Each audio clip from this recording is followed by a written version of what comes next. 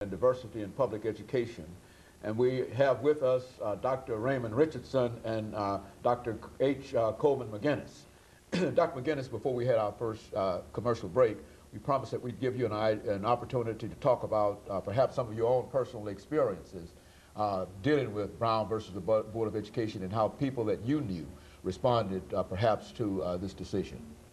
Well, I certainly remember as you know, an 11 or 12-year-old child, the hoopla that came out in Richmond, and I actually was pleasantly surprised when I moved to Nashville that the environment did seem somewhat different. The governor of Tennessee, when he called Governor Frank Lemon, when he called the state militia out, it was to ensure that the black children were able to get into the schools and obey the court orders, as opposed to what Faubus was doing in Little Rock and some of the other southern governors. I think the key thing to remember here is that culture change is a very slow thing, and a very subtle and undercurrents. You just aren't going to see this from day to day or even year to year. It's taken us 25 years since the merger of UT Nashville and Tennessee State to get to the point where we are now, which I think is a very positive and very constructive thing. But we didn't get there easily. It's taken a lot of battles, a lot of arguments, a lot of debates, a lot of soul searching in many respects to go through a series of stages, because there was a lot of resistance to the merger. There was a lot of resistance to the '84 stipulation of settlement for a number of reasons. The current decree we're operating under, we really took a year to work on this. The various parties negotiating. I mean, in some cases, as I'm sure Ray will agree, you have to do some negotiating even among yourselves before you can start talking about negotiating with the other folks who are involved in this. But we had the leadership of the person who's now the monitor in this case, Carlos Gonzalez from Alabama, who helped put this together. And it really was something that most of us thought we could buy into, and then we sort of set out to try and get the campus to buy into it. I mean, the state, by the time this is over with, between the stipulation and this consent decree, we've spent about $200 million on Tennessee State University. And the earlier being mostly on the buildings, and now we're really talking about, well, three things: the administrative infrastructure and bringing ourselves into the 21st century in terms of technology and software and that kind of thing to make us really able to serve the students.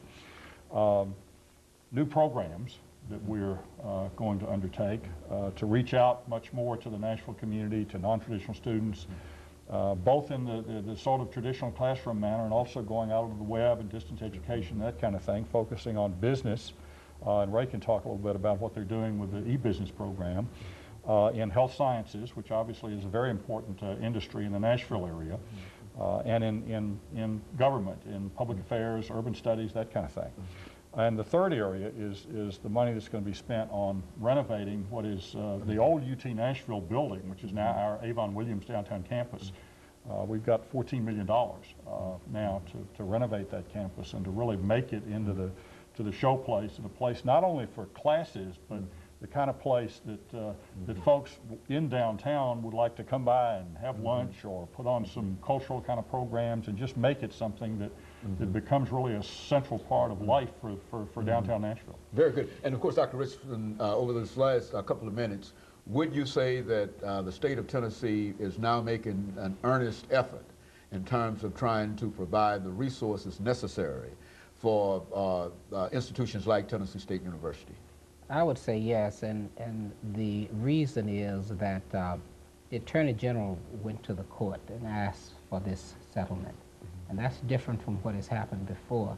The previous Attorney General went to the legislature and told them they didn't have to fund a stipulation of settlement, and so the state has done an about-face, just as the South, I talked about the change in the South. The state has done an about-face with respect to the consent decree, and they actually have worked with us in terms of developing programs. People who opposed new kinds of initiatives for Tennessee State in the past are now supporting them. And one thing we have a mandate to do is to develop relationship with businesses in Nashville. And we've gone this route. We've developed relationships with IBM, Lotus, Sun Microsystems. We're on the brink of developing a relationship with Hewlett-Packard, with Oracle. And what we've done is to develop a lot of new kinds of skills for students. And those new skills have allowed students to do things they've not been able to do in the past. And we're going to use that to expand now to the local community to bring those same skills to Nashville. Very good. And of course, I think as we make preparations for the final commercial break, let me thank the two of you for coming by, because we will be joined on this third segment by another individual from Tennessee State University to talk about the Office of Minority Affairs there. So let me thank the two of you for giving us the excellent information that you've given us. And let me have this first commercial break, and then we'll be back with our audience following this very, very short commercial break. The fourth